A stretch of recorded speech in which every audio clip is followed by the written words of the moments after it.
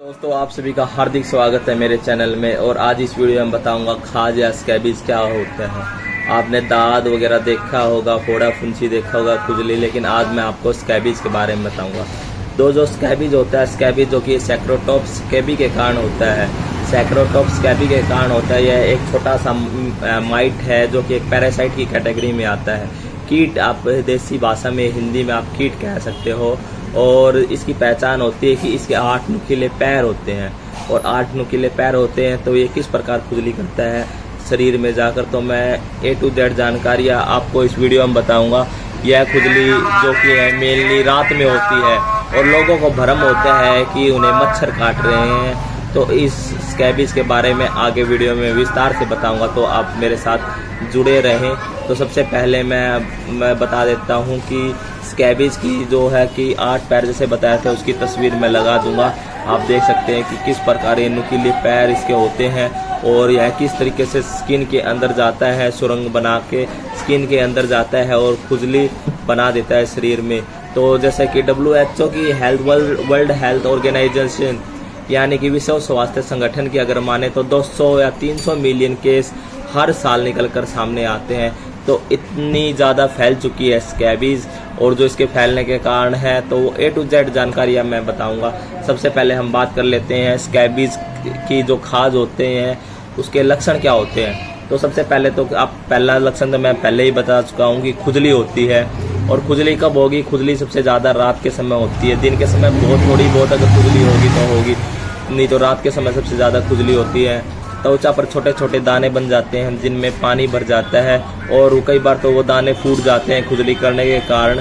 और उन दानों में से क्या है, पानी निकलता है या फिर खून भी निकलने लगता है। मैं बता देता हूँ, स्कैबीज के दानों में से पानी निकलता है और उनको खुजली करने पर उनमें से पानी निकलता है या फिर खून भी निकलने लगता है। और स्कैबीज कई केस में क्या होता है, परतदार धब्बे बन जाते हैं, एक्जिमा की तरह कई बार ये बन जाती है और जिसमें बहुत ज़्यादा खुजली होती है। तो सबसे पहले हम बात करते हैं कि ये स्कैबीज किस तरीके से शरीर के अंदर जाता है, तो इसके कारण क्या है।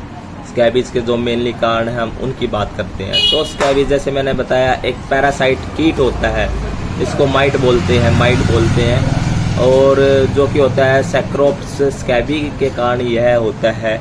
और यह किस तरीके से फैलता है तो मैं बता देता हूँ। सबसे पहले क्या करेगा, किसी भी पेड़ या खराब पानी से या किसी भी संक्रमित जो भी है व्यक्ति उसके शरीर से आपके शरीर पर जाएगा। उसका आपने तौलिया इस्तेमाल किया, उसके बिस्तरों पर बैठे संक्रमित व्यक्ति के या फिर खराब पेड़ या पानी पे खासकर यह आपको देखने को मिल जाते हैं स्कैबीज। तो क्या करते हैं, ये हमारी त्वचा में छेद कर देते हैं, छेद करके सुरंग जैसा बना देते हैं। या फिर जैसे हमारे हेयर फॉलिकल्स जैसे बाल उगे हुए, इनमें जो छोटे छोटे छेद होते हैं, रोम छिद्र होते हैं, हम देख नहीं पाते, उन छेद के द्वारा ये स्किन के अंदर से ले जाते हैं सुरंग बना के।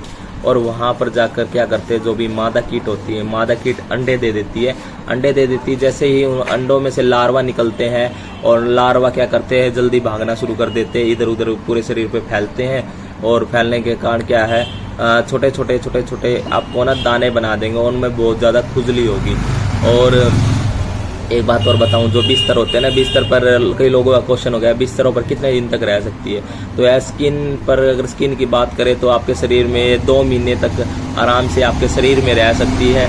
या फिर कई केसों में अगर इसका इलाज नहीं किया जाए तो 5-6 महीने तक भी यह शरीर में रह जाती है। अगर बिस्तरों की बात करें, कपड़ों की बात करें, तो कपड़े और बिस्तरों में वह संक्रमित व्यक्ति लेटा हुआ है तो वहाँ पर आप देखेंगे 3-4 दिन तक भी स्कैबीज वहाँ पर रह जाती है। तो सबसे पहले हम अब बात करेंगे स्कैबीज का उपचार। स्कैबीज का उपचार आप किसी भी तरीके से कर सकते हैं। एलोपैथी मेडिसिन से भी कर सकते हैं, आयुर्वेदिक मेडिसिन से भी कर सकते हैं। लेकिन जो एलोपैथी मेडिसिन है वो जल्दी काम करती है इस केस में। आयुर्वेदिक मेडिसिन काम करती है लेकिन थोड़ा लेट काम करती है। और आयुर्वेदिक मेडिसिन मैंने इसलिए बताई है कि कुछ लोगों को एलोपैथी मेडिसिन रिएक्शन करती है, इस कारण मैं उनको आयुर्वेदिक मेडिसिन भी साथ में बताऊंगा, ताकि वो अगर एलोपैथी मेडिसिन ना खास के और यूज़ ना कर पाए तो वो आयुर्वेदिक मेडिसिन यूज़ कर सकते हैं। तो सबसे पहले मैं एलोपैथी मेडिसिन की बात करता हूँ, जो कि सबसे तेज़ है, जल्दी काम करती है, दूसरे तीसरे दिन से यह काम करती है। इसका आपको 5 से 7 दिन का आपको कोर्स लेना पड़ेगा। सबसे पहले आती है बैंडी टैबलेट। बैंडी टैबलेट आती है, जो कि बैंडी टैबलेट आती है उसको आपको खाना है, हर हफ्ते में 1 टैबलेट खानी है। खाने का तरीका बता देता हूँ, कुछ भी पहले मीठा खाइए, और ऊपर से उस टैबलेट को चबा चबा के खाना है और ऊपर से मीठा दूध पी लेना है। यह टैबलेट आपको रात में खानी है। और बच्चों का भी ऐसा ही है। बच्चों को क्या करना है, कुछ मीठा खिला दीजिए और जो सिरप आएगा सिरप को पूरी अच्छे से हिला के और सिरप को पिला दीजिए, ऊपर से मीठा दूध पिला दीजिए। यह प्रक्रिया मैंने इसलिए बताई, अगर पेट में कीड़े होंगे वो भी इसी कैटेगरी में आते हैं, पैरासाइट की कैटेगरी में आते हैं। अगर पेट में कीड़े होंगे तो साथ ही साथ आपके पेट के कीड़े भी मर जाएंगे और जो स्कैबीज जो है वो भी मर जाएंगे। और दूसरा मैं बता देता हूँ, आप परमेथ्रिन सोप यूज कर सकते हैं, परमेथ्रिन सोप यूज कर सकते हैं, या फिर जो आजकल मार्केट में आता है टेक्नीसोल सोप जो आता है, टेक्नीसोल सोप भी आप यूज कर सकते हैं। इन दोनों में से कोई भी सोप यूज कर सकते हैं। लगाने के लिए मैं लोशन की बात करता हूँ, तो लगाने के लिए आप परमेथ्रिन लोशन लगा सकते हैं। परमेथ्रिन लोशन के साथ में, परमेथ्रिन लोशन अगर अवेलेबल नहीं है तो आप गामा बेंजीन हेक्साक्लोराइड सॉल्यूशन आप यूज कर सकते हैं। अगर टैबलेट की बात करें तो खुजली के लिए टैबलेट कौन सी लेनी है, आपको लेनी LCZ 5 mg, लिवोसिट्राजिन 5 mg, और इसको आप रात में ही लें क्योंकि यह खुजली रात में ही होती, तो आपको रात में लेना सबसे बढ़िया रहेगा। लेकिन अगर आपको दिन में भी होती तो आप दिन में भी इस टैबलेट का इस्तेमाल कर सकते हो। और वो जो LCZ टैबलेट का बच्चों के लिए सिरप आता है, ऐसे ही बैंडी प्लस का बच्चों के लिए सिरप भी आता है।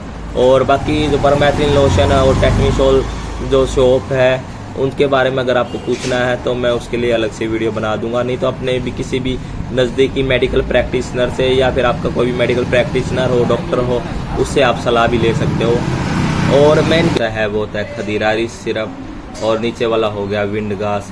खदीरा रिस्ट आपको खाज खुजली चकते जो उसमें काम करेगा, और जो दाने हैं उनको मारने में काम करेगा खदीरा रिस्ट सिरप। बैद्यनाथ कंपनी का ही ले, क्योंकि सबसे बढ़िया मेरे को बैद्यनाथ कंपनी का लगता है। एडल्ट के लिए मैं डोज बता देता हूँ, 4-4 चम्मच सुबह शाम आपको बराबर पानी मिलाकर लेना है। ऐसे ही विंडगास आपको लेना है पेट के कीड़ों के लिए। बच्चे के लिए डोज अलग रह सकती है, तो बच्चे की डोज अलग रहेगी। साथ ही मैं अगर बात करता हूँ लगाने के लिए आप यूज कर सकते हो नीम और हल्दी। नीम का तेल आता है और हल्दी मिलाकर पूरे शरीर पर लेप करना है, और उसके बाद आप नहा सकते हैं। उसको लगे रहने दीजिए और 24 घंटे के बाद आप नहा लीजिए, जिससे कि आपकी जो स्कैबीज होगी, अंडे हो गए स्कैबीज के, लार्वा होंगे, वो मर जाएंगे। जीवन शैली बचाव बता देता हूँ कि किस किस प्रकार आप बचाव कर सकते हैं। सबसे पहले तो वही है, संक्रमित व्यक्ति से दूर रहिए, उसके साथ कोई भी शारीरिक स्पर्श मत करिए, उसका तौलिया, बिस्तर, कपड़े यूज ना करें। और उपचार से पहले जो उपचार मैंने बताया है, उपचार शुरू करने से पहले सभी बिस्तर, कपड़ों, तौलियों को गर्म पानी से और साबुन के साथ धो ले और उन्हें धूप में सुखाए, और उसके बाद ही यह उपचार शुरू करें। अगर किसी का भी कोई भी क्वेश्चन है इस टॉपिक से रिलेटेड तो आप पूछ सकते हैं। अगर वीडियो अच्छी लगे तो वीडियो को लाइक करें, सब्सक्राइब करें, और ऐसी ही बेहतरीन वीडियोस पाने के लिए आप मेरे को ये तस्वीर भी दिखा देता हूँ, जैसे कि मैं दिखा देता हूँ। ये है हमारी बैंडी प्लस टैबलेट। किसी भी कंपनी का प्रचार नहीं कर रहा है, आप किसी भी कंपनी का आप साल्ट देखकर उस टैबलेट को आप खरीद सकते हैं। मैं किसी भी कंपनी का प्रचार नहीं कर रहा हूँ, प्रमोशन नहीं कर रहा हूँ। जो सबसे ज़्यादा मैं यूज़ करता हूँ मैं वो बता रहा हूँ आप लोगों को। आयुर्वेदिक उपचार, आयुर्वेदिक उपचार के लिए आपको क्या करना है? आयुर्वेदिक उपचार के लिए आपको लेना है खदीरा रिस्ट, जो कि आप बैद्यनाथ कंपनी का ले सकते हैं, खदीरा रिस्ट सिरप। और आप ले सकते हैं साथ ही में विंडगासो आप ले सकते हैं। नीचे दिखा रखी है तस्वीर विंडगासो।